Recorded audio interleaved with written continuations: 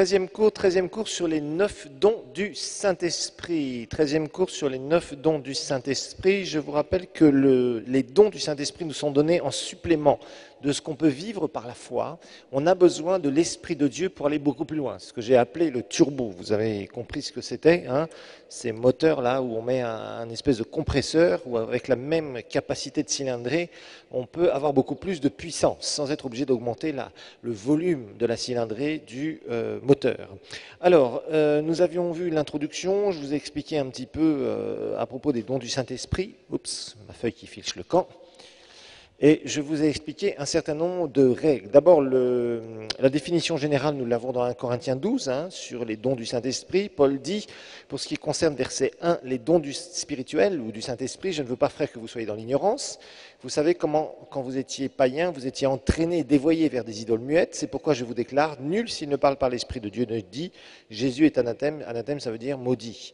Et nul ne peut dire, Jésus est le Seigneur, si ce n'est par le Saint-Esprit. Il y a diversité de dons, même le même esprit, diversité de services ou de ministères, mais le même Seigneur, Jésus, diversité d'opérations ou de plans, mais le même Dieu qui opère tout en tous. Or, à chacun la manifestation, donc rendue visible, Dieu se rend visible de l'Esprit, au travers de son Esprit, bien sûr, est donné pour l'utilité commune, c'est-à-dire pour que les autres soient bénis, bien sûr, c'est pas pour nous les dons du Saint-Esprit. En effet, à l'un est donné par l'Esprit une parole de sagesse, à un autre une parole de connaissance, selon le même Esprit, la foi ou la foi spéciale, nous l'avons vu selon le même Esprit, à un autre les dons des guérisons, nous l'avions vu aussi par le même esprit, un autre le don d'opérer les miracles, un autre la prophétie, un autre le discernement des esprits, un autre diverses sortes de langues, un autre l'interprétation des langues. Un seul et même esprit opère toutes ces choses, les distribuant à chacun en particulier comme il le veut. Voilà, donc ça c'était notre cours de référence. On a vu que les dons sont surnaturels, hein, ce sont les lois, hein, les différentes lois, on en a vu 9. Ils sont donnés par le Saint-Esprit, c'est au travers de votre relation avec le Saint-Esprit que vous allez avoir plus ou moins des manifestations des dons. Ils sont appelés manifestations, c'est-à-dire rendus visibles, Dieu se rend visible. Ensuite, ils fonctionnent avec une onction, je vous rappelle, une onction ponctuelle, ça c'est très important. C'est pas je vais à la réunion de prière ou je vais dans tel ou tel endroit et par la foi, dans le nom de Jésus, je déclare que je vais recevoir 5 prophéties, 3 visions, etc. Non, ça marche pas comme ça. Il faut une onction. L'onction vient sur vous et là, le Saint-Esprit vous communique quelque chose, un don, et à ce moment-là, vous êtes soumis au Saint-Esprit. Je vous rappelle que Dieu cherche non pas des gens ultra qualifiés, mais des gens soumis, des gens disponibles. Donc soyez disponibles et apprenez. Et dites au Seigneur, Seigneur, moi, je vais être utilisé par toi, je ne veux pas forcer les choses, ne forcez jamais les choses spirituelles, c'est très très mauvais. Il y a des gens qui, parce qu'ils ont prophétisé une fois, ils veulent tout le temps prophétiser. Et c'est pas bon, c'est comme ça qu'on s'ouvre à un monde spirituel qui n'est plus le monde de Dieu. Si on insiste lourdement, ça peut être extrêmement dangereux. Okay ? Numéro 5, on a vu que c'est donné selon la volonté de l'Esprit. Ensuite, c'est donné pour l'utilité commune. On a vu que les dons aussi proclament la Seigneurie de Jésus. Il y a diversité de dons. On a vu qu'il y a en numéro 9, 3 catégories. Il y a 3 dons qui disent quelque chose, 3 dons qui font quelque chose, 3 dons qui révèlent quelque chose. Nous avions vu en leçon numéro 2 les 3 dons de révélation. Je vous le rappelle. Parole de connaissance, c'est quoi ? Révélation surnaturelle. De la part du Saint-Esprit, des choses de la pensée de Dieu. Ça révèle quoi ? Elle révèle le passé et ou le présent. Ensuite, nous avons vu le don de la parole de sagesse. Ça n'a rien à voir avec la sagesse naturelle, mais c'est pour le futur. Dieu va révéler le futur, je vous rappelle. Et je vous rappelle qu'on appelle ça une parole, parole de connaissance, parole de sagesse. Pourquoi ? Parce que c'est une portion de la connaissance de Dieu. Donc Dieu nous transmet une portion de sa connaissance. Voilà, c'est pour ça que ça s'appelle comme ça, une parole de connaissance, passé, présent. Parole de sagesse, future. Et je vous rappelle que la parole de sagesse est souvent conditionnelle. Pas toujours, mais souvent conditionnelle. À quoi ? À notre obéissance, bien évidemment. Ensuite, le don de discernement des esprits. Nous avons vu qu'à partir du moment où on entend, où on voit dans le monde spirituel, nous avons vu les différents types de visions, eh bien, il y a ce don en opération. Alors ensuite, nous avions vu les 3 dons de puissance, le don de foi spécial, hein, ce don qui nous permet d'être dans une situation particulière et d'avoir une foi comme si Dieu nous transmet sa foi. Un serviteur de Dieu a dit, c'est comme si Dieu, vous étiez une bouteille, Dieu ouvre le bouchon, transmet sa foi et ferme la bouteille et d'un seul coup, vous êtes rempli de la foi de Dieu. Et là, tout ce que vous dites, tout ce que vous prononcez, ça va s'accomplir tel quel. Voilà, c'est Dieu qui permet cela sur des fois une période de temps, donc 2 fois spéciale, je vous ai montré. Ensuite, nous avons vu le don d'opérer les miracles, hein, et je vous ai montré que c'est une intervention surnaturelle faite par l'Esprit de Dieu dans le cours de la nature. Donc Dieu va changer le cours de la nature pour vous, pour quelqu'un de particulier. Alors, les dons des guérisons, nous avons étudié cela, nous avons vu la différence entre recevoir la guérison par la foi, ou au travers d'une onction de guérison, sans que même quelqu'un prie, ou alors s'il y a un don de guérison en manifestation. Là, le Saint-Esprit vient, on impose souvent les mains, et d'un seul coup, la puissance de Dieu tombe sur la personne d'une façon spéciale, et d'un seul coup, il y a le résultat, c'est la guérison divine. Voilà, donc nous avions vu tout cela. Alors nous en étions dans les 3 dons d'inspiration, et la dernière fois, nous avions commencé à voir le don de prophétie, ce que nous allons terminer maintenant. Je vais vous faire un petit résumé. Alors, le don de prophétie, je vous rappelle, c'est un message donné dans une langue connue. Alors, les 3 dons d'inspiration, je vous rappelle que c'est la prophétie, c'est le don de parler diverses langues plurielles, et le don d'interprétation des langues. Ok, j'insiste pour le z, entre guillemets, c'est pour dire que c'est un pluriel. Voilà, tout simplement, comme ça va vous marquer, vous vous en souviendrez toute votre vie. Hein, je vous rappelle qu'il est très important de comprendre que les dons nous sont donnés d'une façon extraordinaire. Les dons spirituels, c'est absolument fabuleux, mais il y a des règles. Voilà, il faut les connaître, savoir comment ça fonctionne, et il faut simplement savoir les exercer selon la volonté de l'esprit, et aussi, quand on les voit exercer, savoir reconnaître réellement si ça vient de Dieu. C'est un vrai don du Saint-Esprit, et si, par contre, il y a une sorte de tromperie. Parce que malheureusement, surtout dans les dons vocaux, c'est-à-dire des gens peuvent te dire « le Seigneur a dit », donc tout ce qui est révélation, tout ce qui est inspiration, c'est très facile de faire de l'émulation, c'est-à-dire de faire comme si Dieu avait dit quelque chose ou révélé quelque chose, alors que c'est absolument pas du tout Dieu qui est en train d'agir. Et il y a eu beaucoup de tromperies, malheureusement, beaucoup de chrétiens n'ont pas compris qu'il leur faut des enseignements sur les dons spirituels. C'est pour ça que vous avez ce cours ici, afin que vous ayez du discernement, que vous sachiez d'abord comment ça marche, et puis après que, d'une façon pratique, vous puissiez être clair, ne pas vous laisser avoir, mais au contraire, vous-même pratiquez les dons, et aussi, quand un don est réel, quand quelqu'un donne vraiment quelque chose de la part du Seigneur, que vous puissiez vraiment marcher sur ce don, marcher sur cette parole que le Seigneur vous a donnée, peut-être au travers de quelqu'un, ça peut arriver, ou si vous avez dit une certaine parole à quelqu'un. Alors la prophétie, on a vu que c'est un message donné dans une langue connue, qui est d'origine divine surnaturelle. Ok, alors je vous ai montré les 2 définitions du mot prophétiser. Dans l'hébreu, vous vous rappelez que ça veut dire couler comme une fontaine. En fait, c'est couler comme une fontaine qui fait couler de l'eau avec des bulles, entre guillemets. Dans le Nouveau Testament, nous avons vu que c'est être un porte-parole, c'est-à-dire rapporter fidèlement les paroles du royaume, tout simplement, du ciel. Voilà, tout simplement. Prophétiser, c'est être la bouche de Dieu, quelque part. Okay, donc Dieu nous donne ce privilège, mais je vous rappelle, un porte-parole, ce qu'on lui demande, c'est d'être fidèle. C'est-à-dire, quand il doit se présenter devant le public, eh bien, il le fait. Quand il ne doit pas le faire, il ne le fait pas. Et tout ce qu'on lui dit de dire, il le dit. Tout ce qu'on ne lui dit pas de dire, il ne le dit pas. Voilà, tout simplement. Et c'est pour ça que cette définition du porte-parole, rapporter les paroles de, être un porte-parole, je trouve qu'il y a pas mal de choses qui nous enseignent sur la prophétie. Et ce que Dieu vous demande, et ce que Dieu nous demande, c'est d'être fidèle, c'est tout. C'est-à-dire de faire ce qu'il nous dit de faire, dire ce qu'il nous dit de dire, ne pas dire s'il ne nous dit rien. Si Dieu ne parle pas, on se tait. Si Dieu parle, on rapporte ses paroles, et à ce moment-là, on prophétise. Voilà, tout simplement. C'est la définition qu'on a donnée.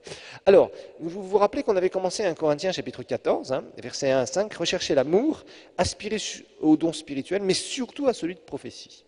Donc, Paul nous dit, ok, aimer, c'est bien, mais l'amour ne suffit pas. Il faut aussi aspirer au don du Saint-Esprit, c'est-à-dire aspirer aux manifestations du Saint-Esprit. Okay, mais Paul insiste très largement sur quel don? Sur le don de prophétie. On a besoin que Dieu parle. Dieu parle et on a besoin qu'il parle, mais aussi on a besoin de savoir si c'est Dieu qui parle. On a besoin de savoir reconnaître ce que Dieu dit. Voilà. Et ça, c'est important, afin d'être orienté, d'être dirigé. Et ça, c'est une excellente chose, parce que Dieu nous dirige parfois par la prophétie. En tout cas, la prophétie est très utile, et surtout dans le Nouveau Testament. En effet, celui qui parle en langue, donc issu du baptême du Saint-Esprit, je vous rappelle, ne parle pas aux hommes, mais à Dieu. Ça, c'est votre prière dévotionnelle en langue, ce n'est pas un don spirituel. Car personne ne le comprend, c'est en esprit qu'il dit des mystères. Nous avions étudié ça dans la prière numéro 2, je vous rappelle, prière dans l'esprit, prière en langue. Celui qui prophétise au contraire. Donc Paul dit, voilà, il y a un bon niveau où vous pouvez vous connecter avec Dieu, sensibiliser votre esprit, c'est la prière en langue. C'est bien, c'est dévotionnel, c'est pour vous, ok, très bien. Mais il y a aussi le pouvoir, une fois que vous êtes béni, vous devez devenir une source de bénédiction. J'insiste très largement. Et là, il dit, celui qui prophétise au contraire, vous voyez, il met en contraste volontairement. il parle aux hommes, les édifie, on a vu, les exhorte et les console. Donc on a vu que ça c'est la simple prophétie. Celui qui parle en langue s'édifie lui-même, oui, c'est un don dévotionnel pour lui-même. Celui qui prophétise édifie l'Église. Paul dit, attention, je veux que vous parliez tous en langue, c'est très bien tout ça, mais encore plus que vous prophétisiez, car celui qui prophétise est plus grand que celui qui parle en langue, à moins que ce dernier n'interprète. Et ici on parle du message en langue, donc du don de diverses langues, on va voir, à moins que ce dernier n'interprète, c'est-à-dire qu'il manifeste l'interprétation des langues, on va voir ce que c'est, pour que l'Église en reçoive l'édification. Voilà. Donc nous en étions sur ces versets, et on a vu que la Bible fait la différence entre quelqu'un qui prophétise et un prophète. Faites attention à cela. Le ministère de prophète, c'est vraiment avoir une onction très, très, très particulière, et là, évidemment, le prophète va manifester un certain nombre de dons.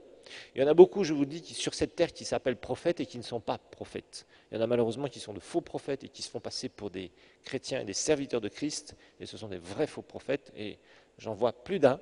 Il y en a d'autres, ils se trompent eux-mêmes, il faut le dire, ils prophétisent, c'est vrai que Dieu les a utilisés dans certaines révélations, mais il faut dire une chose, je vous le rappelle, nous avons étudié les ministères, que ce soit le ministère apostolique, que ce soit le ministère de prophète, ce sont des ministères avec une immense responsabilité. Il faut le rappeler. Et malheureusement, on voit tout un tas de gens qui aiment à jouer, à se distribuer les titres. Ne fonctionnez pas là-dedans. Moi, personnellement, je n'appelle pas, excusez-moi l'expression, c'est juste pour illustrer, un chat, un chien. Si j'ai un chat devant moi, je dis que c'est un chat. Si j'ai un chien devant moi, je dis que c'est un chien, tout simplement. Si j'ai une brebis devant moi, je dis que c'est une brebis, tout simplement. On n'a pas à dire, ah oui, il s'appelle vache, il s'appelle une vache, mais finalement c'est une brebis. Mais comme il a dit qu'il s'appelait une vache, on va l'appeler tous une vache. Je suis désolé, ce n'est pas normal. Il faut être clair.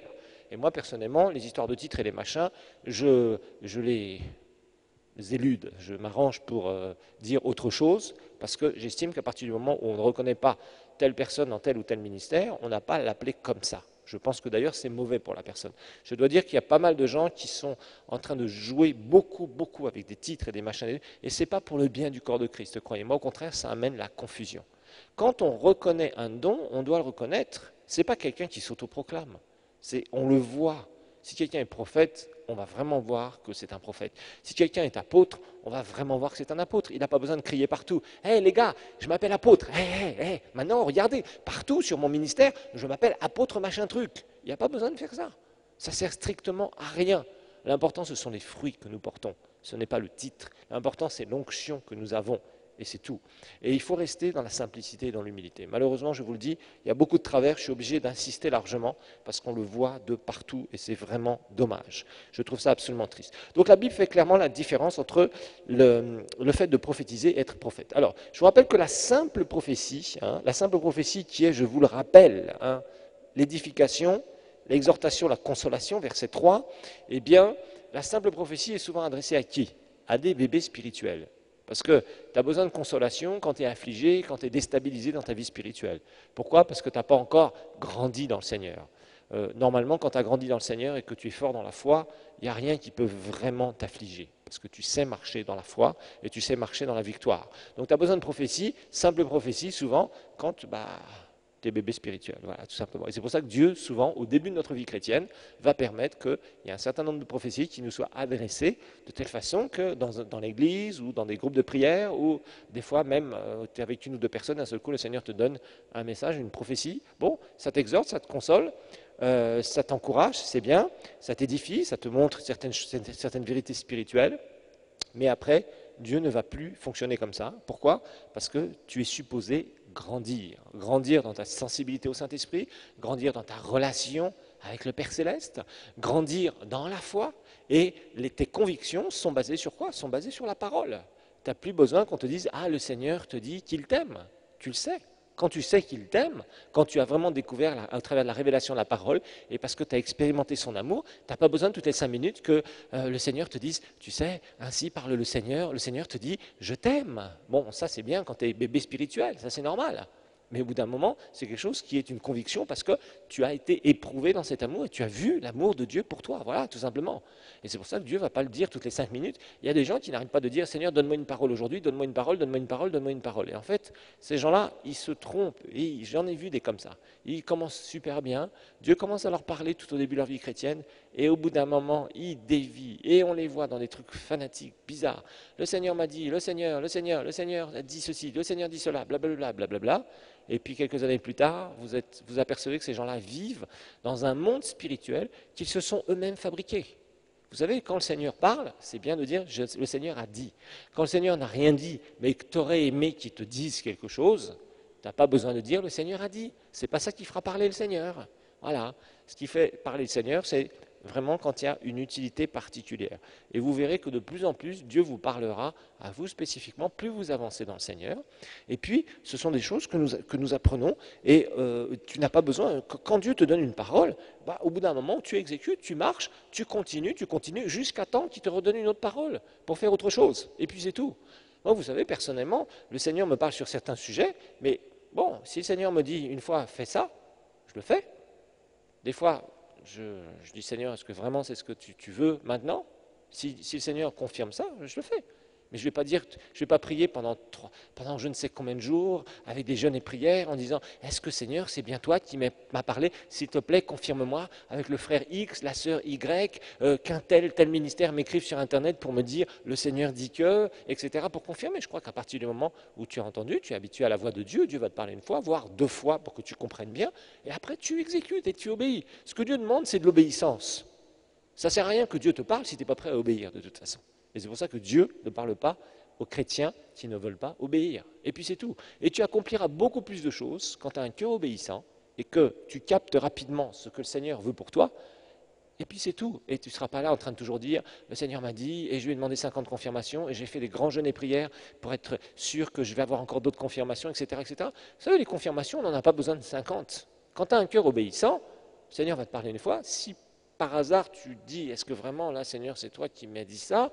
Tu commences tu dis, Seigneur, vraiment, j'aimerais que tu me précises, que tu me confirmes ça. Dieu va le faire.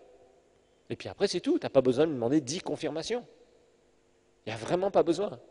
Sinon, tu vas d'abord perdre du temps, et d'autre part, ça montre que tu n'as pas un cœur qui est obéissant. Quand le Seigneur t'a parlé, tu y vas, et puis c'est fini. Il n'y a pas à discuter. Moi, j'ai appris une chose avec Dieu, c'est en général à ne pas discuter. Je discute très rarement avec Dieu parce que je suis tout le temps perdant dans cette histoire. Donc le mieux, c'est d'apprendre à être gagnant, c'est-à-dire, Seigneur, tu veux ça? Ok, on fait ça. Oui, mais Seigneur, il n'y a pas les sous, il n'y a pas ceci, il n'y a pas les ressources humaines. Ok, pas de souci, moi je ne m'inquiète plus de ça. Quand quelqu'un me dit ça, je dis, c'est pas grave, c'est pas mon problème. Mon problème, c'est de faire ce que le Seigneur m'a dit de faire. Voilà, c'est tout. C'est pas compliqué, ok? Alors, on a vu qu'il y a des examens à faire passer à la prophétie. Et je vous rappelle qu'il y a des abus, c'est clair, dans les prophéties, il y a des abus, ok? Mais il y a les deux côtés. Il y a des gens qui sont complètement fermés à la vie de l'esprit, et ce n'est pas bien, et il y a des gens, le moindre truc, c'est Dieu m'a dit, Dieu m'a dit, Dieu m'a dit. Non, ni l'un ni l'autre n'est scripturaire. Donc, Paul exhorte les Thessaloniciens, je vous le rappelle, dans 1 Thessaloniciens chapitre 5, versets 19 à 21, il dit aux Thessaloniciens, n'éteignez pas l'esprit, mais examinez toutes choses, et retenez ce qui est bon, c'est tout.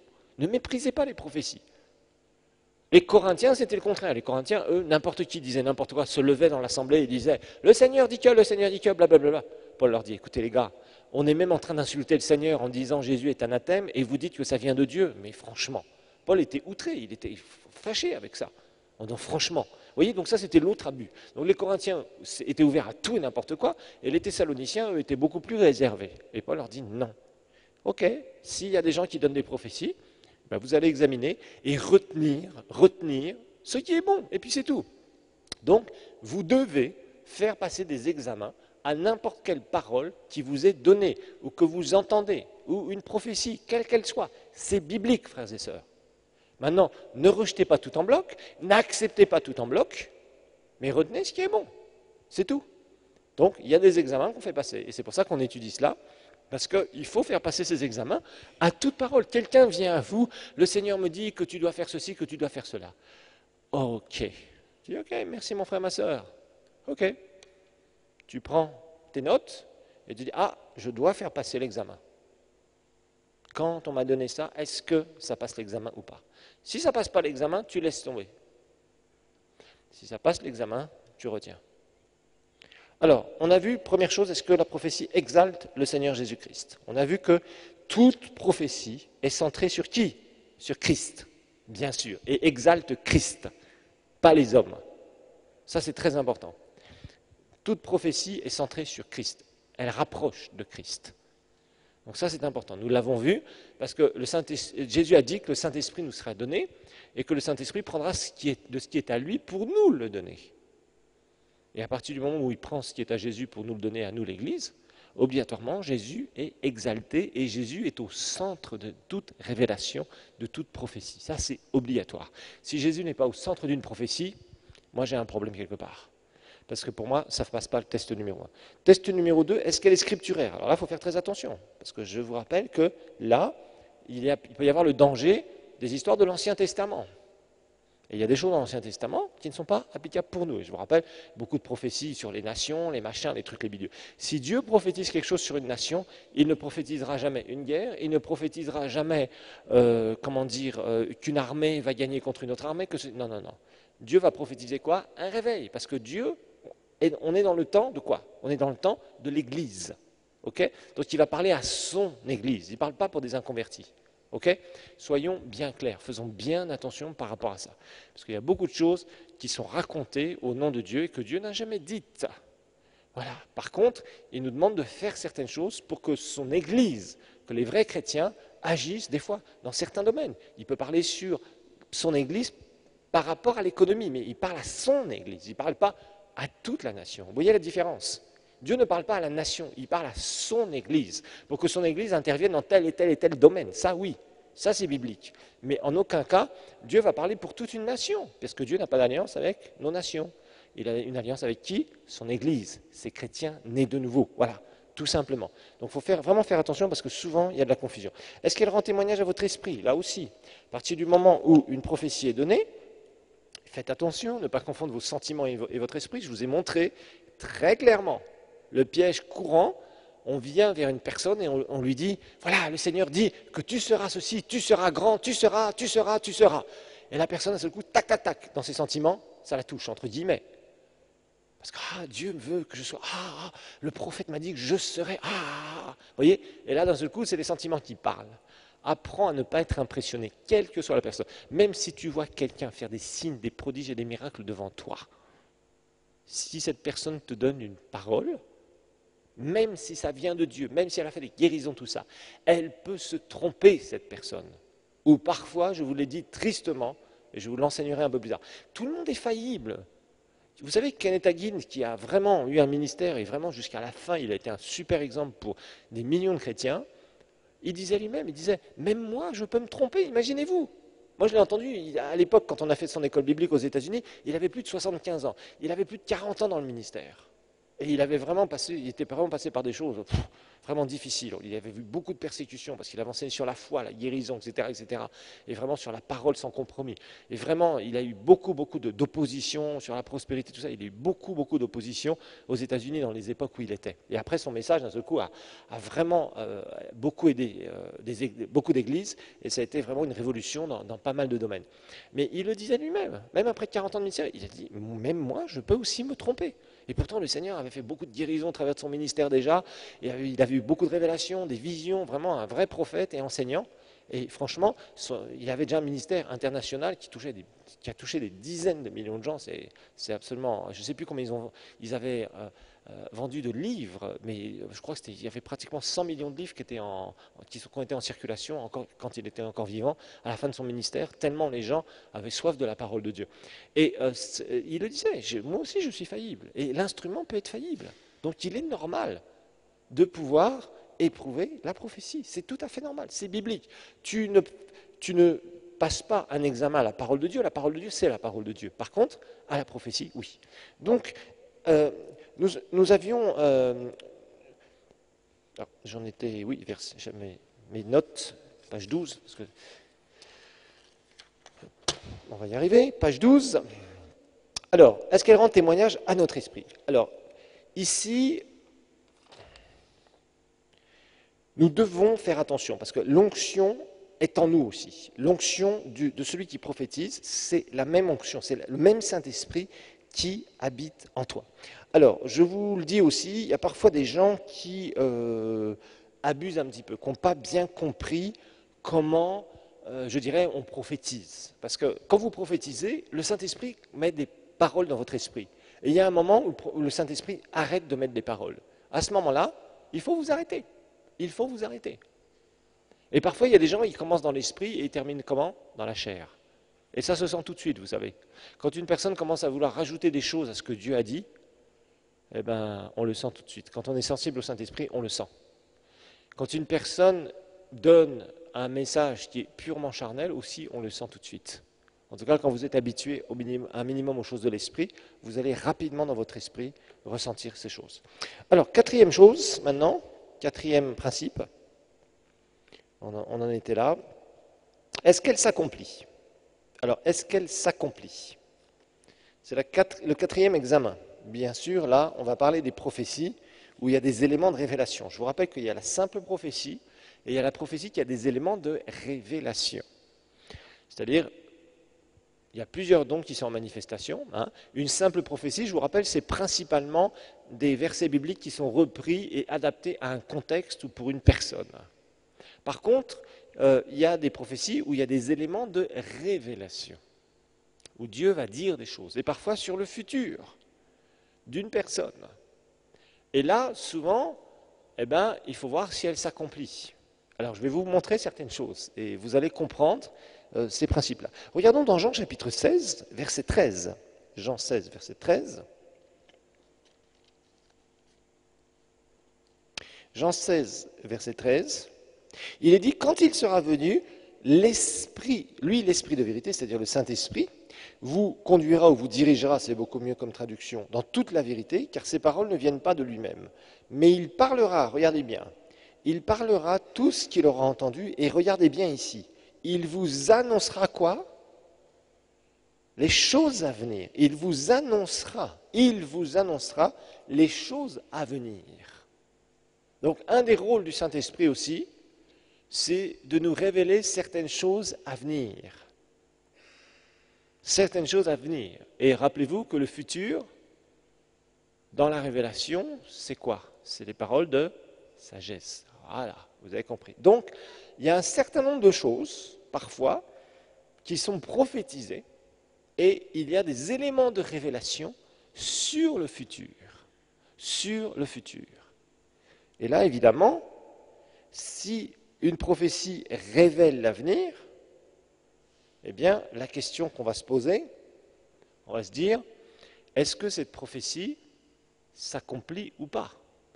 Si quelqu'un prophétise certaines choses qui vont se passer dans 2 ou 3 ans, si ça ne s'accomplit pas, on va commencer à se poser des questions.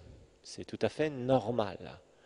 Et c'est là, frères et sœurs, qu'il faut être bien sûr quand vous donnez quelque chose. Et d'autre part, si vous entendez une parole, ok, il va falloir voir. Dans l'Ancien Testament, Dieu avait prévenu. Dans Deutéronome chapitre 18, Deutéronome 18, c'est un verset qu'on avait déjà étudié. On va revoir sous un autre angle maintenant. Deutéronome chapitre 18, versets 20 à 22. Deutéronome 18, 20 à 22, il est dit, mais le prophète qui aura l'audace de dire en mon nom une parole que je ne lui aurais pas commandée, de dire ou qui parlera au nom d'autre Dieu, ce prophète-là sera mis à mort. Verset 21, Deutéronome 18, peut-être diras-tu dans ton cœur, mais comment reconnaîtrons-nous la parole que l'Éternel n'aura pas dite? Ça veut dire, entre guillemets, comment est-ce qu'on va reconnaître si c'est une fausse prophétie? Voilà, c'est ça. Regardez bien verset 22. Dieu prévenait déjà son peuple dans l'Ancien Testament. Quand le prophète parlera au nom de l'Éternel et que sa parole ne se réalisera pas et n'arrivera pas, ce sera une parole que l'Éternel n'aura pas dite. C'est par audace, c'est-à-dire par une fausse hardiesse, c'est-à-dire pour essayer souvent de manipuler les autres, que le prophète leur a dite, tu n'en auras pas peur. Donc Dieu nous dit, ne craignez pas. S'il y a des fausses révélations, il ne faut pas craindre. De toute façon, ça se saura tôt ou tard. Ça se saura tôt ou tard. Alors, par exemple, dans l'Ancien Testament, nous avons, dans 1 Samuel chapitre 10, on ne va pas lire ça, mais vous vous rappelez l'histoire de Saül. Et Saül, lorsque son père l'envoie chercher les ânesses avec donc ses travailleurs, au bout d'un moment, il rencontre le prophète Samuel. Vous vous rappelez de cette histoire?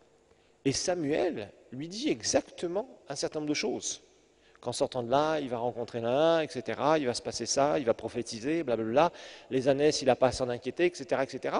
Et tout se passe, la Bible nous dit que tout s'est passé comme Samuel le lui avait dit. D'accord? Bon, alors maintenant, là aussi, faire attention. Regardons dans Acte 11. Tiens, Acte 11. Il y a une très belle prophétie, pas une très belle, c'était dommage sur ce qui s'est passé, mais En tout cas, pour la révélation, c'est un exemple. Acte chapitre 11, versets 27 et 28. Acte 11, versets 27 et 28, c'est Agabus. Il est dit en ces jours-là, des prophètes descendirent de Jérusalem à Antioche. L'un d'eux, du nom d'Agabus, se leva et déclara par l'Esprit qu'il y aurait une grande famine sur la terre entière. Et regardez bien ce que la Bible dit. Elle eut lieu, effectivement, sous Claude, l'empereur Claude. C'était le 5e empereur romain qui a été empereur de 41 à 54 après Jésus-Christ. Donc, effectivement, ça s'est produit. Il avait prophétisé quelque chose et l'Église a réagi. Le but, c'était de protéger l'Église, bien évidemment. Alors, vous vous rappelez dans Actes chapitre 21 aussi, on a retrouvé Agabus, c'est des passages qu'on a vus plusieurs fois ensemble. Acte 21, verset 10, il est dit, c'est encore Agabus, bien des années plus tard, on avait étudié tout cela, c'est pour ça que je passe rapidement sur ces passages. Comme nous étions là depuis plusieurs jours, un prophète du nom d'Agabus descendit de la Judée et vint chez nous. Et il prit la ceinture de Paul, se lia les pieds et les mains et dit, voici ce que déclare le Saint-Esprit. L'homme à qui appartient cette ceinture, les Juifs le lieront de cette manière à Jérusalem et le livreront entre les mains des païens. Et c'est ce qui s'est passé parce que Paul est monté à Jérusalem. S'il n'était pas monté, ça ne se serait pas passé.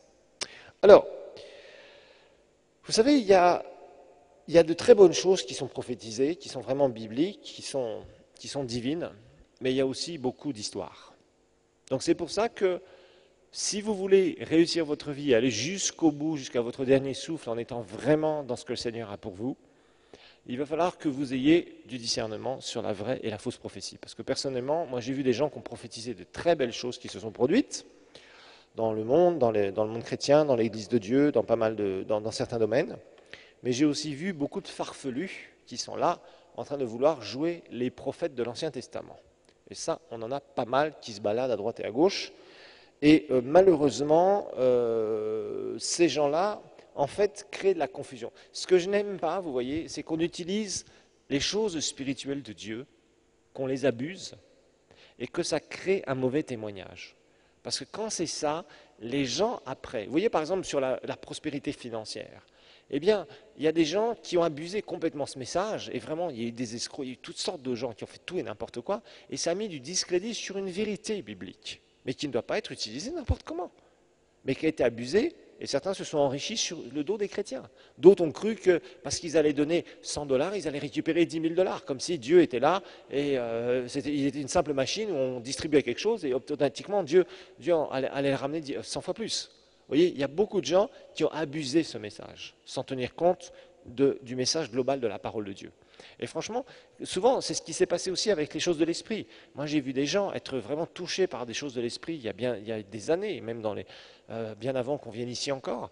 Et franchement, des années plus tard, c'est des gens qui sont quasiment éteints spirituellement. Et c'est dommage. Et ils vont dire oui, parce qu'un jour, il y a un tel qui est venu dans notre église, il m'a dit ceci et cela, et tu vois, 10 ans, 20 ans plus tard, j'en suis toujours là, blablabla. Bla, bla, bla. Vous voyez? Et donc les gens, ils sont déçus, ils sont frustrés, parce qu'ils pensent que Dieu, parce qu'ils ont reçu une parole, Dieu va les prendre là, et d'un seul coup, va les amener tout là-haut.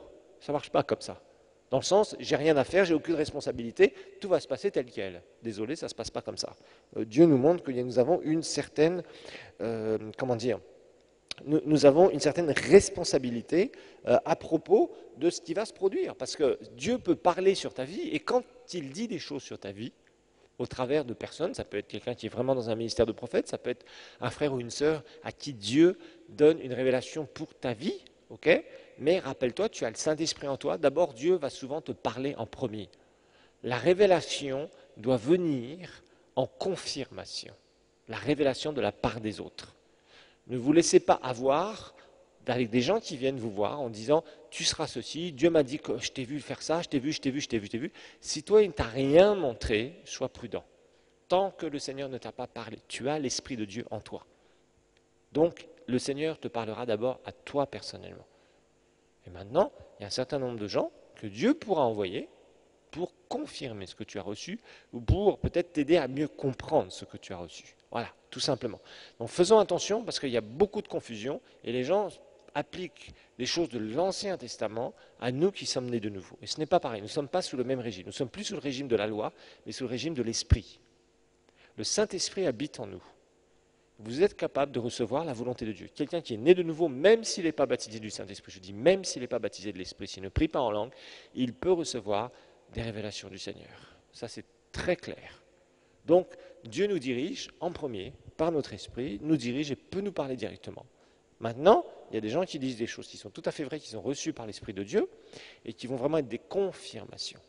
Mais ne soyez pas dirigés par les prophéties. Vous êtes dirigés par le Saint-Esprit, et parfois le Saint-Esprit utilisera la prophétie pour vous donner certaines confirmations sur votre vie spirituelle. Un jour, il y a un soi-disant prophète qui était là, qui était devant un président. C'était le président ivoirien, l'ancien. Et c'était une finale de football. Et le grand prophète, devant tout le monde, a dit « Monsieur le Président, j'ai une grande révélation.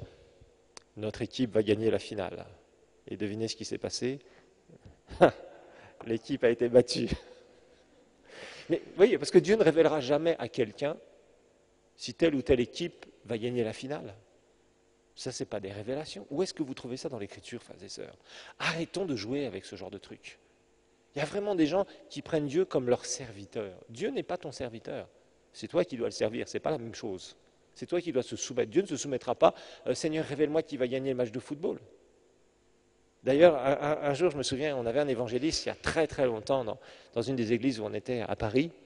Et ce frère parlait un peu sur la prière et sur les différentes révélations. Et il disait, bon, par exemple, si vous avez une équipe de foot qui est donc où il y a beaucoup de chrétiens dedans, donc vous faites une réunion de prière avant le match, et puis vous allez vous jouer contre l'autre équipe de foot, qui aussi a beaucoup de chrétiens, et ils prient avant le match. Et chacun prie pour gagner. Le Seigneur va exaucer qui? Oui. Non, arrêtons d'aller dans du fanatisme. Dieu est intéressé par quoi? L'évangélisation, les âmes perdues. Dieu est intéressé par la croissance de son Église. La croissance, Dieu est intéressé par construire nos vies, que nos vies soient reconstruites et notre destinée. D'accord? Dieu s'intéresse à cela, numéro un, et que nous ayons un impact partout, l'impact du royaume de Dieu, partout où nous sommes. Dieu veut que nous soyons dans des positions élevées. Pourquoi? Pour avoir un impact de son royaume. Soyons bien clairs. Mais arrêtons de jouer comme si nous étions des devins. Hein, on va jouer à la devinette, le Saint-Esprit me dit, le Saint-Esprit me dit, le Saint-Esprit me dit. Arrêtons de jouer à ça. Beaucoup de gens se méprennent avec ce genre de choses et ils ne voient pas la gloire de Dieu, malheureusement. Et je vous garantis, cet homme-là, il a mis du discrédit sur lui-même en prophétisant, soi-disant quelque chose. Le Seigneur ne lui avait rien révélé du tout. Et évidemment, et d'ailleurs, bon, son ministère, après, et pas seulement après, même un peu avant, il faut le dire, avait été largement remis en question. Donc Dieu ne va pas parler sur des choses comme ça. Dieu, excusez-moi, n'est pas intéressé. On dit oui, mais Dieu est intéressé par les moindres détails de notre vie. Plus ou moins. Il est surtout intéressé par les fruits que tu vas porter. Ce qui intéresse Dieu, c'est qu'est-ce que tu vas porter comme fruit pour sa gloire. Le reste, tu en as une responsabilité et une gestion. Soyons bien clairs. Il y a beaucoup de choses, tu n'as pas besoin d'avoir une direction spéciale du Seigneur. Tu as simplement besoin de gérer les dons que Dieu t'a fait quand tu es né. Nous avons tous des dons. Et simplement, il faut savoir les gérer, c'est tout. Voilà, et ça, c'est ta responsabilité. Mais les gens aiment bien, je ne sais pas pourquoi les chrétiens aiment bien mettre Dieu dans toutes les sauces. Non, il y a des choses, tu n'as pas besoin de prier, tu fais, tu as à faire ces choses-là, et puis c'est terminé. Il n'y a pas besoin d'aller prier, de demander une révélation à Dieu, que Dieu te confirme par un prophète, que blablabla. Il y a des choses, ce n'est même pas la peine. Et la plupart, si vous voulez avancer avec le Seigneur, écoutez sans savoir. Bon, maintenant, si quelqu'un vient croiser votre vie, ben gloire à Dieu. Si ça confirme ce que vous avez déjà reçu, gloire à Dieu. Mais rappelez-vous, vous êtes chrétien né de nouveau. Ne vous laissez pas embarquer dans des trucs par des soi-disant révélations. Le Seigneur me dit que tu dois, et tu seras, et il va, et il va, et il va. Vous savez, c'est toujours futur. Et souvent là-dedans, rappelez-vous, il y a des questions d'argent ou d'orgueil, ou parfois même de convoitise. On va en parler d'ailleurs. Soyons bien clairs. Moi, personnellement, je me souviens à l'époque, on était dans les années 80, on revenait d'une conférence de Reinhard Bonnke au Portugal, et Dieu nous avait parlé de venir en Afrique, de venir ici justement en Afrique, pas au Burundi, on n'était pas encore bien sûr, et on était dans notre petite église, on témoignait un peu de ça, on nous avait laissé un peu la parole pour dire ce qu'on avait vu à la conférence, tout ça, et puis bon, à la fin de la conférence, à la fin du témoignage, bon, on avait eu l'occasion de prier un peu avec l'église, et puis on était en train quasiment de partir, et puis il y a une sœur, je ne sais plus si elle était ivoirienne, ou je crois qu'elle était ivoirienne, elle était de l'église, et elle nous a dit une parole, mais tout simplement. Et elle nous a dit la parole suivante, elle nous a dit, vous savez, l'onction que vous recherchez, vous la trouverez quand vous serez en Afrique. Et ça s'est produit, mais vous savez, elle n'était pas là en train de dire, chut, tout le monde, taisez-vous, taisez-vous, taisez-vous, chut, le Seigneur va me parler, les deux reins vont devenir ça, les deux reins vont, Non, non, vous voyez, il y a des gens qui sont bizarres, il y a des gens qui tout de suite cherchent à élever les gens. Et ça, ce n'est pas bon. Parfois, on va pouvoir vous donner des paroles, des choses. Moi, il m'arrive des fois avec de l'humour. Dieu se sert des fois de mon humour pour parler à des gens sur leur futur. C'est arrivé plus d'une fois. Donc des fois, je suis prudent maintenant quand je fais de l'humour, parce que j'aime bien rire, j'aime bien passer du temps avec des gens et vraiment partager des bons moments. Mais des fois, Dieu a dit des choses au travers de mon humour, et les gens étaient surpris, parce qu'ils ont dit, mais la dernière fois, tu étais en train de rigoler en nous disant ça, et ça s'est accompli. C'est exactement ce qui s'est accompli. Et on n'a pas compris que c'était vraiment une parole du Seigneur. Alors parfois, c'est un peu trompeur, mais parfois, Dieu vous utilisera d'une façon un peu particulière. Mais peu importe. L'important, c'est que vous restiez équilibré, très équilibré par rapport à ce que vous faites. D'accord? Et quand vous recevez quelque chose, faites attention. OK?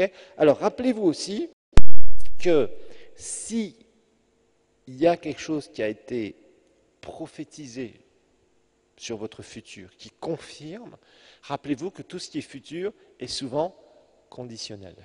À quoi? Votre obéissance. J'ai vu, et ça j'en témoigne vraiment devant le Seigneur, des personnes qui ont reçu des révélations. Eux-mêmes, ils les avaient reçues. Ça a été confirmé, reconfirmé par prophétie. Des fois, des serviteurs de Dieu qui venaient dans certaines églises où on était et qui disaient, voilà, le Seigneur me montre que toi, tu vas faire ça et ça et ça et ça et ça et ça. Voilà pour ta vie. Et vraiment, c'est exactement ce qu'un autre serviteur de Dieu qui ne s'était pas rencontré avait dit, etc. Vous voyez, des confirmations. Et le frère disait vraiment, ah, je sais, c'est exactement ça. Et 20 ans, 30 ans plus tard, ces gens-là ne sont jamais rentrés, en tout cas pour l'instant, dans ce que le Seigneur leur avait dit. Il y a une obéissance conditionnelle. Donc, je sais que la prophétie, surtout quand il y a un élément de révélation, ça peut être très spectaculaire. Et les gens ont tendance, quand ils voient du spectaculaire, à tout de suite dire « Ah, là vraiment Dieu a dit, Dieu a parlé ». Oui, mais Dieu ne parle pas seulement d'une façon spectaculaire, je vous le rappelle. Quand vous avez fait le cours Comment être dirigé par l'Esprit de Dieu, la façon numéro 1 par laquelle Dieu va vous parler, rappelez-vous, c'est quoi? Le témoignage intérieur. C'est là où le Saint-Esprit va vous parler principalement. Maintenant, Dieu peut nous diriger par prophétie, et effectivement, ça peut être des choses spectaculaires parfois, parce que d'un seul coup, quelqu'un vient vous dire quelque chose et vous dites, mais c'est incroyable, je n'en ai parlé à personne. J'ai entendu ça, quelqu'un a dit ça il y a quelque temps, un frère a parlé des choses sur sa vie, et il a dit, mais c'est incroyable. Quand ce frère a parlé des choses sur ma vie, il y avait des choses que personne ne connaissait, si ce n'était moi et le Seigneur. Vous voyez, Dieu parfois va permettre ces choses-là, mais pas toujours. Donc, la Bible ne nous donne pas un stéréotype, c'est-à-dire un plan d'action A, B, C, D, etc., point 1, 2, 3, 4, 5, pour nous parler. Si Dieu parle par prophétie, gloire à Dieu. Mais quand on vous dit, on vous présente un tel, c'est prophète machin truc, moi je suis très prudent avec ça. Je vous avoue franchement, je suis très prudent. Parce qu'on vous présente des gens qui ont des titres et des machins et des trucs, et très souvent, rien que le titre est fait pour quoi? Pour impressionner. Donc, quand on vous présente des gens avec des titres, vous êtes poli, vous dites bonjour, cher frère, chère sœur, etc. Ok. Mais le reste, restez tranquille. Ça ne doit pas commencer à ouvrir votre chair en disant « il y a une parole qui est dans l'air pour moi, ça va bientôt, il va bientôt la dire ». Faites attention, parce que croyez-moi, si vous êtes comme ça, le diable va utiliser des gens contre vous pour bousiller votre destinée. Je vous assure, faites attention à ça. Faites très attention à ça. Surtout certains parmi vous qui êtes en position, ou qui seraient peut-être en position très haute dans les prochaines années. Faites attention à cela, parce qu'il y a beaucoup de gens qui arrivent vers des personnes qui ont, par exemple, des businessmen ou des gens qui sont dans les gouvernements ou des gens qui ont beaucoup d'influence d'une manière ou d'une autre, pour aller les voir et pour essayer de les manipuler sous le couvert de la prophétie et de la fausse révélation. Donc vous devez être alerté par rapport à ça. Je vous dis, ne jetez pas tout loin de là, mais ayez du discernement. C'est vraiment ce que j'essaie de vous enseigner sur la prophétie. Ok? Alors maintenant, numéro 5. Numéro 5. Est-ce que la prophétie suscite une élévation ou une dégradation au niveau de l'atmosphère spirituelle? Est-ce que la prophétie suscite une élévation ou une dégradation?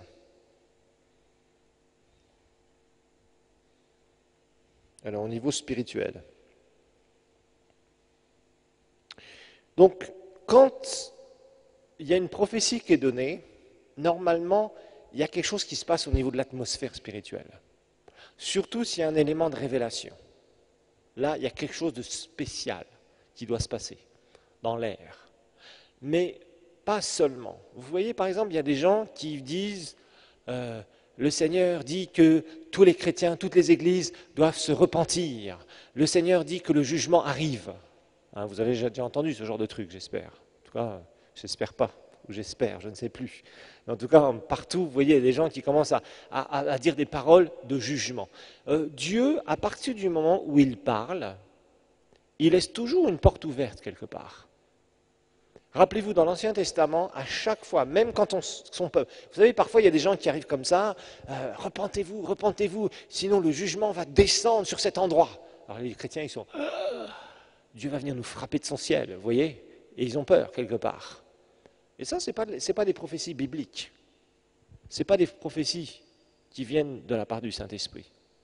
Même si Dieu réprimande son peuple, je dis bien même si Dieu réprimande son peuple, il met toujours une porte ouverte à une vraie repentance et à une restauration. Soyons bien clairs. Je dis même si Dieu réprimande son peuple. Parfois, il peut y avoir des moments où Dieu va réprimander son peuple en disant... Vous êtes sur une mauvaise voie, et là vraiment, le Seigneur vous dit qu'il faut faire ça, et revenir à lui pour que vous puissiez voir telle ou telle chose s'accomplir, etc. Mais Dieu n'est pas un Dieu de condamnation et de jugement. À partir du moment où il y a une prophétie qui commence à condamner et à juger, là vous ne pouvez pas l'accepter. Rappelez-vous, Dieu est quoi? Dieu est un Dieu d'amour. Ok? Maintenant, c'est sûr, il veut que ses enfants marchent avec lui, mais une prophétie doit être donnée dans l'amour. Alors je me souviens un jour, à l'époque on était à l'hôtel Méridien quand on avait commencé l'église, et il y avait une dame, et elle était là, et souvent dans les réunions, elle était toute nouvelle à l'église, elle était convertie depuis des années, et elle commençait petit à petit, elle commençait à venir à l'église, et puis au bout de 2-3 cultes, elle commençait à se mettre à parler en langue ou à parler en langue, parce que ça avait été très loin. Et puis, elle commençait à s'agiter, etc., etc. Bon, on s'est dit, bon, apparemment, cette dame, il faut voir, quoi. Puis plus elle venait, plus elle s'agitait, plus elle commençait à s'agiter. Et puis, il y avait des moments, elle commençait à louer Dieu à haute voix, à prier d'une façon très spirituelle, etc., etc. Et puis, un jour, elle est venue me voir et elle voulait des responsabilités dans l'église. Je lui ai dit, madame, ma chère sœur, doucement pour les responsabilités, parce que d'abord, on veut vous connaître, on veut voir qui vous êtes, on veut voir comment vous évoluez dans le Seigneur, on ne peut pas donner n'importe quelle responsabilité comme ça à n'importe qui. Puis elle insistait, et puis culte après culte, elle s'agitait, elle s'agitait, elle s'agitait. Et puis un jour, voyant que je commençais à lui dire de s'asseoir, d'arrêter de s'agiter, de se calmer, parce qu'elle commençait à faire du désordre. En fait, il y a des gens comme ça que vous verrez parfois passer dans les églises, et quand ils commencent à s'agiter, soi-disant par l'esprit, on a l'impression qu'ils veulent attirer l'attention vers eux, vous voyez. C'est-à-dire que s'ils donnent une prophétie, souvent c'est pour attirer une certaine admiration, qu'on vienne les voir à la fin du culte. Ma sœur, la prophétie que tu as donnée, vraiment, quand tu as donné ça, mon cœur a vibré, mon être entier a été secoué. Vous voyez, c'est des gens qui veulent entendre ce genre de choses. Tu es vraiment extraordinaire, il faut vraiment qu'on se voie, il faut que tu me parles de la part du Seigneur. Et ces gens-là aiment bien cela, parce qu'en fait, ils attirent vers eux, en fait, des personnes. Et ces personnes voient. Alors, c'est évidemment du genre, quand elle entrait dans un endroit, à faire du ménage spirituel. Vous savez ce que c'est que le ménage spirituel, des super spirituels? Ils soulevaient pour voir s'il n'y avait pas des démons sous les tables et sous les chaises, et au nom de Jésus, elle faisait le tour des maisons, de la maison où elle allait entrer, en appliquant le sang de Jésus sur les murs. Enfin, vous connaissez ces histoires, enfin des trucs, vous voyez, de fanatisme, etc. Et puis, elle voyait très bien que son petit jeu ne marchait pas. Et alors un jour, elle s'est levée en plein culte. Et elle a commencé à se mettre à prophétiser en disant « Laisse aller mon peuple, Pharaon, tu empêches l'action de mon esprit et la venue du réveil. » Elle était là devant moi, je l'ai regardée, j'ai pensé en moi-même « Apparemment, Pharaon dont tu parles, c'est moi. » Vous voyez, parce que vous avez des gens comme ça, en fait, ils ne prophétisent pas, mais comme ils voient qu'ils sont bloqués quelque part, parce qu'on ne veut pas laisser n'importe qui faire n'importe quoi, ils utilisent la prophétie pour essayer de manipuler. En fait, de dire, mon cher ami, toi le pasteur, là, allez, assieds-toi un petit peu, laisse le Saint-Esprit faire, sous-entendu, au travers de moi. Vous voyez ce que je veux dire? Il y a des gens qui sont comme ça. Et franchement, alors évidemment, là, j'avais envie d'éclater de rire, parce que franchement, ce jour-là, j'ai failli éclater de rire en public. Mais évidemment, il a fallu sérieusement l'aider à lui faire comprendre que dans une église, il y a une porte d'entrée, mais il y a aussi une porte de sortie. Vous savez, parfois, quand il y a des gens qui ne veulent pas se repentir, parce que bien sûr, je l'ai reçu après, et elle était convaincue que ça vient du Seigneur, enfin, etc., etc. Vous savez, il y a parfois des gens qu'il faut ni plus ni moins dire, voilà, la porte de sortie se trouve là, n'hésitez pas à la prendre, et rapidement, s'il vous plaît. Quand des gens ne veulent pas se repentir, ne laissez jamais faire du désordre. Si vous êtes pasteur un jour, ou si vous l'êtes déjà, ne laissez jamais des gens prendre sous le couvert de la soi-disant prophétie, de prendre le leadership et d'essayer d'empoisonner la vie et surtout de se faire attirer, d'attirer en fait des gens sous des, sous des couverts de super spiritualité. Non, les gens qui sont vraiment spirituels, vous les verrez en général, ils sont très simples. Ce sont des gens qui sont remplis de sagesse et qui portent du fruit. Vous reconnaîtrez l'arbre à quoi? À ses fruits, à son fruit, il n'y a pas de problème. Regardez les gens qui disent qu'ils ont des appels de pasteurs qui veulent prêcher. D'abord, regardez s'ils amènent des âmes à Jésus, s'ils savent s'occuper des gens. Donnez-leur un groupe de prière, un groupe une fraternité, un groupe de maison, ou ce que vous voulez appeler une cellule. Et vous allez regarder si vraiment ils ont un appel pour s'occuper des gens, ou si ce qui les intéresse, c'est seulement d'aller prêcher et d'avoir un micro dans les mains et de s'élever au-dessus des autres. C'est comme ça qu'on les repère. Quelqu'un qui dit qu'il a un appel d'évangélisme, moi je n'ai pas de souci avec ça. Mais qu'il aille dans les rues gagner des âmes, qu'il ramène des âmes. Et là, on va vraiment voir qu'il a le feu, qu'il a l'amour pour les perdus. Et là, on va voir qu'il y a déjà quelque chose qui est dans son cœur. Quelqu'un qui a vraiment un appel d'enseignant, vous le voyez aussi. Il commence à vouloir exhorter, encourager les gens sans s'élever. Il étudie la parole, il est passionné par la parole. Vous voyez ces fruits-là, vous voyez? Et la prophétie, c'est pareil. Les gens qui prophétisent n'importe comment, on les voit, on les reconnaît. Les gens qui prophétisent réellement et qui sont soumis au Saint-Esprit, on les voit, on voit un fruit. Donc, vous voyez, personnellement, moi, il y a bien des gens qui sont venus me voir en disant j'ai une parole pour l'Église, le Seigneur m'a révélé ceci, le Seigneur m'a révélé cela. Vous savez, Dieu parle d'abord à ses leaders. Dieu parlait à Moïse d'abord. Soyons clairs, quand Dieu nous place dans une position de leadership, à moins qu'on soit vraiment à côté de la plaque, c'est-à-dire qu'on est complètement dévié, Dieu va nous parler en premier, c'est normal, parce que Dieu nous a placés dans cette position-là. Alors, pour conclure juste cette cinquième partie, en fait, souvent, une prophétie qui est un élément de révélation doit aider les gens à prendre conscience, les gens à qui ça s'adresse, dans l'état dans lequel ils se trouvent. C'est-à-dire, en fait, ça va amener une solution divine. La personne va recevoir une révélation qui va amener une solution divine. Et qui va d'un seul coup, par exemple, si elle commence à s'endormir spirituellement alors que Dieu a un grand appel, Dieu va secouer cette personne au travers de cette révélation, et d'un seul coup, waouh, la personne va dire, mais c'est vrai, il faut que je revienne dans le feu de ce premier amour et que je sois passionné pour Dieu. Ou alors, ça va amener une révélation particulière, pour une autre dimension dans la vie d'une personne. Ça aussi, je n'ai pas de problème avec ce genre de révélation. Par exemple, quelqu'un est dans le ministère, d'un seul coup, il y a un autre ministère qui donne une prophétie particulière pour ce ministère avec une révélation, et là, ça va amener l'autre ministère dans une autre dimension. Par exemple, Benny Hinn a fait ça avec Claudio Freizon, cet Argentin qui a eu une très grosse église dans la capitale, en Argentine.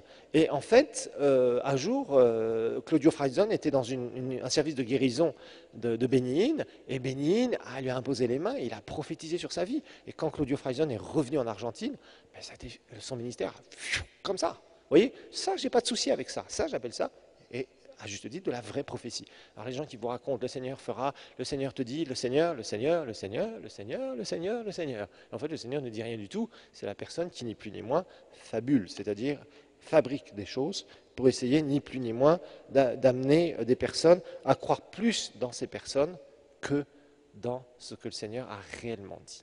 Voilà pour ce cours.